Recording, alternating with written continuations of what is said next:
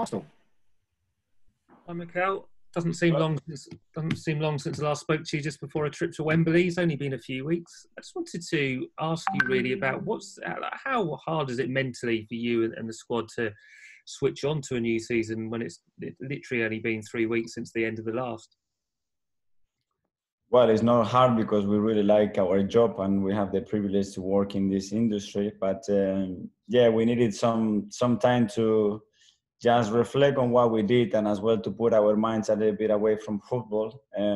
I think we have the chance to do it, not as we normally do, but enough, and the players seem in good condition mentally and physically. So we are ready to start to go. We have no choice. We have a cup to play on Saturday.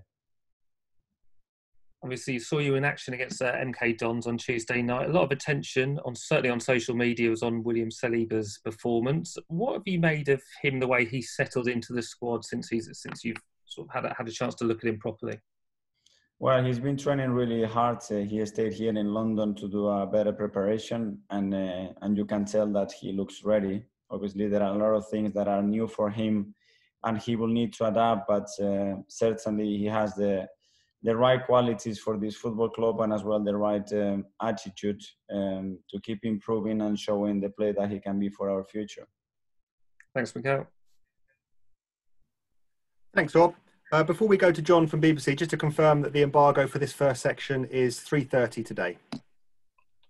So we'll go over to John Southall from BBC. Hello, Mikel. How are you? Hi, Mikel. Can you hear me there? Hello? Yeah, I can hear you. Yeah. You briefly touched on it there, but what kind of shape are the squad in? You haven't had much time to prepare for the game. Match sharpness, presumably they're still quite a way off that, are they? Well, we had 2 training sessions, so you can imagine that this game comes straight in the middle of our mini pre-season. But as well, we hadn't had much time to lose a lot of the condition. But obviously, it's not an ideal moment to play this final. But the players are motivated. Obviously, it's another opportunity to win a trophy, and we will go for it. And in terms of the COVID testing, is anybody in quarantine? Has anybody failed a test since they came back? No, we've been through all different moments, with all the restrictions and all the rules from government, Premier League testing. It's always so unexpected what's going to happen the next day. We are trying to adapt and get the team in the best possible way to compete on Saturday. And looking at the players in the squad, obviously a lot of talk about Pierre-Emerick Aubameyang. Where are you with his contract? Is he close to signing a new deal? Well, I keep being positive. We have some really good talks with him and his agents, and I am pretty confident that we're going to find an agreement soon. That's my feeling again. Which will be a massive lift to everybody, won't it? Absolutely, and for him as well. I think he should be very happy if he's able to stay at the club for a long time, and I think people will be delighted with those news. Obviously, you're building a side here at Arsenal. Do you think with this squad you've got and who you're hoping to bring in that you're now ready for a really serious challenge of top 4, maybe beyond next season? Well, let's see how we look like at the end of the transfer window. It just started. Everything looks pretty slow at the moment. Not many teams moving aggressively. So a lot of things are going to happen from now till the 6th of October. So I will probably be in a better condition. But it doesn't matter the squad we have. We will challenge for the top 100%. Thank you. Good luck. Thank you. Thanks, John. We'll move to Ian Abrahams from TalkSport. Hi, Mikel. How are you? Hi, Ian. We've heard today about Paul Pogba testing positive for the coronavirus and various players at other clubs in the Premier League, 3 or 4 other clubs. It does go to show that the virus is still a real danger to the sport, isn't it? Yeah, that is still not in football, in our society. And we need to be aware of that. The fact sometimes that you go on holidays makes you think that everything is gone, but we have to start back, being really cautious, like maintaining our distances, all the security measurements that we have in place. And if we are able to provide that, we've shown ourselves and to the world that we can create safe environments for our athletes. So hopefully we can continue doing that. If I can talk to you about a couple of players, one you've already signed, one that hopefully, for your point of view, will be signing soon. Willian quoted as saying he joined because he thinks you've been in the Champions League with you. And Gabriel coming in as well. Have you just talked about, smiling about Willian, but I mean about Willian and Gabriel? Well, it's the right spirit. I want players that they are optimistic and willing, and they want to win for our club. That's the feeling I got since the first day I met William, that he's not satisfied with what he's done in his career, which is a lot. And he's going to bring some special qualities for our team and the type of attitude and mentality that you just mentioned on your question. Regarding Gabriel, we cannot announce anything yet. The deal is not finalized. You all know that is a player that we're following for a long time, and hopefully we can get it done. You mentioned only a couple of times you've only had a very short summer holiday, as it were, but are the players still fit because they had that time off during lockdown, and when they came back, they kind of had a pre-season then? So are they still carrying that kind of fitness into the season? Yes, what we don't know is how they're going to react when they start to play every 3 days and it gets to November, December, January, because we put a lot of demands to them. And obviously the COVID period was a stop and then full gas starts. And obviously you could see the injury rates and everything went crazy up. And we don't know. We're going to try to protect them as much as possible, give them everything we can from the science and physical point of view for them to be in the best condition to perform. And last one from me, obviously you'll be playing again at Wembley, empty Wembley Stadium. But on Saturday elsewhere, Brighton are hosting a game where there are a limited amount of fans, 2,500 fans going to be at the Amex.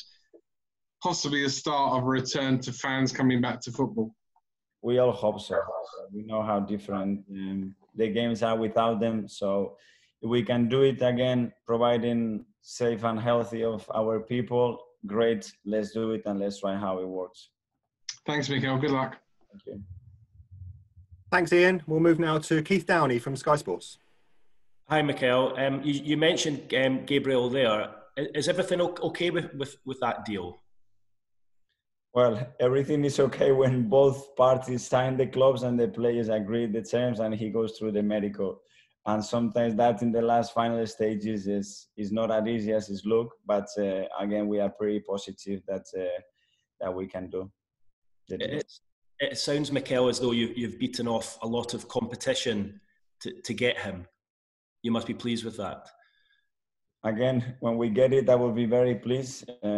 He's a player that we followed and we were very determined that it was the right profile for us to improve our squad. And if we are able to finalize it, we'll be delighted. Are you able to bring us up to date with Ainsley Maitland Niles and where you are there? There's been some reports that there's been a bid rejected from Wolves. Yeah, and we're reading a lot of news about our players, which is not bad that other clubs want him. But with Ainsley, he's a player, I said at the end of the season since I joined here, that I really like. The best way to show that is that I play him in the most important games of the season, and he responded really well. So that's where we are with the player. Would you be open to let him go, though, if he has an opportunity elsewhere? I'm always open to listen what the players feeling, at every stage of their career, and then I give them my opinion of how I see them, what I expect from them.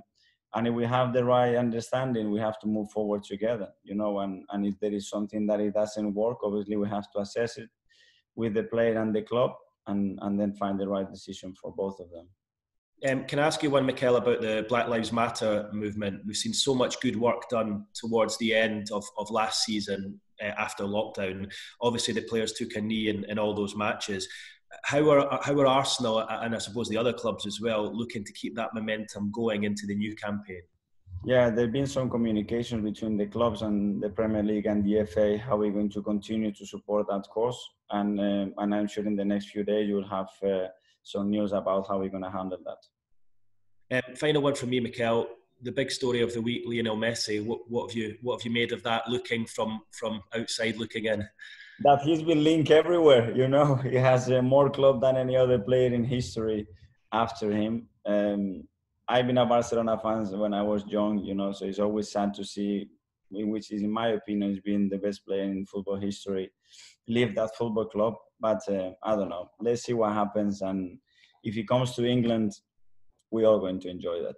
Even if it's against Arsenal? It doesn't matter. It's good for football. You know, we'll have to find a way. If he's not there, we might find him in Champions League. We don't never know. So you want the best players in your league. For me, that's the best thing as an athlete, to have the most competitive league in the world. And the Premier League always had that. And the times with Ronaldo, I played against him and it was great, you know, because it raises the level of every individual and every team as well. Thank you. Thank you. Thanks, Keith. We'll move next to Mark Mann-Bryans from the Press Association.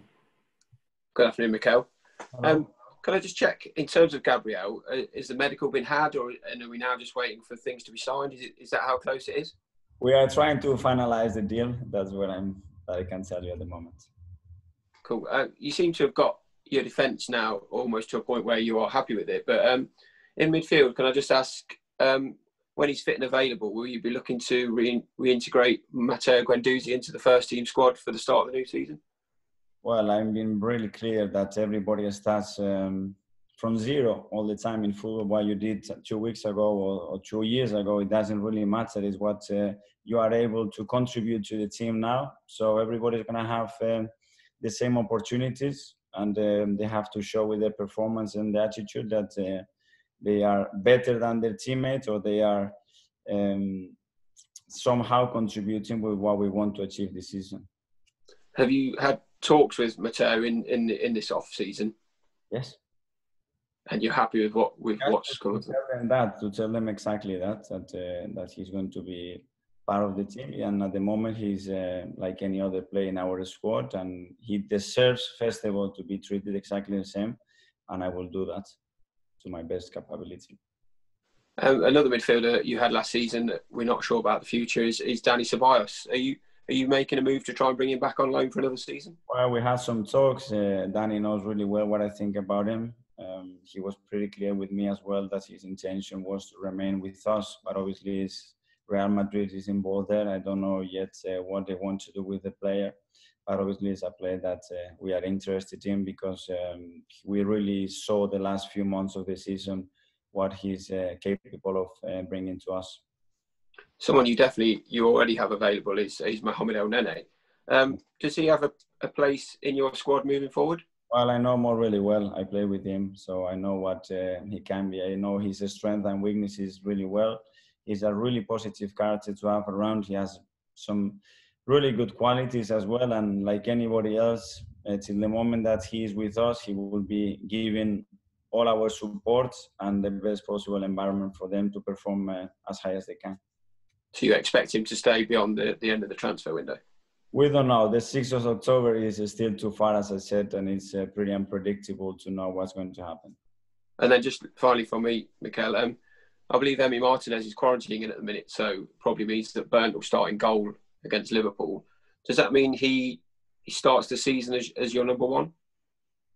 Well, I love to have two goalkeepers at the level of Bernd and Emi. You know, last year when Bernd got injured, if somebody had some doubts about Emi's character or qualities, he's shown what he's able to do, and he didn't do it for one game. He did it for 10, 11 games in a row, and I'm delighted to have both of them. But they both know that first day in pre-season, you start again, fight for your place, and show us who is the one who deserves the chance to start.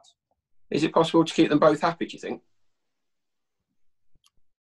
I don't want to keep them both happy. I want the one that is not playing to be upset and then challenge the next player to make him better, or if not, earn his place to do that. And it's no difference. I don't see personally any difference with goalkeepers with fullbacks, you know. So they know that. I've been really clear with them about that, and hopefully they can make each other better, and most importantly, the team better. Great. Thank you, Mikel. Thank you. Thanks, Mark. We'll move on to Nick Callow from Haters. Hi, Mikel. Talking about the goalkeeper situation, is Bernd Leno fully fit and ready to come in against Liverpool at the weekend? Yeah, Bernd is fit. He was almost fit, to be fair, for the last game against Chelsea in the FA Cup final. we didn't want to take the risk even to get him involved in the squad, but he's been training throughout the summer, and he's in perfect condition now. So the way Emmy played, he must be very upset that he's not able to play this weekend. He's not upset. I think he's really happy because he really understands as well Emmy's position, and he knows Emmy's history at this football club and how patient and how much he's been fighting to earn his place and earn the right that now everybody likes him. And Bern is such a great character as well for us, and he's not someone that's going to be upset about the situation. No, so I was saying that Emmy must be upset if he's quarantining and unable to be able for selection. Well, that would be the case probably, but we obviously had a plan with all the players to make sure that we have as many as possible available. How many of your new signings, in terms, especially Willian and Saliba, can Arsenal fans expect to see playing against Liverpool? Well, I don't know. I will make the decision tomorrow who is going to play, who is going to be involved, but for sure they're going to see our signings playing a lot of minutes this season. So it's not a hurry to see them in one game. I know they will be excited and desperate to see them, but they will see plenty of them this year. Just finally, it's not long since you played Liverpool in the league at home, which was quite a pivotal win, wasn't it? Because Liverpool had a lot of the game, but you managed to really battle through that match. How important was that game in terms of giving the players confidence that they could be successful? Yeah, you're right. I think it gave us a big platform of confidence and belief that we could challenge and play against the top teams at that level as well and beat them, you know, and always finding a way to win a game. And after we did it with Man City and we did it with Chelsea, but I agree that moment probably was a moment where the team clicked a little bit and went into a more belief mode. Okay, cheers. Thanks, Mikel. Thank you. Thanks, Nick. Just a reminder that section is embargoed until 3:30 p.m. today. We'll now move on to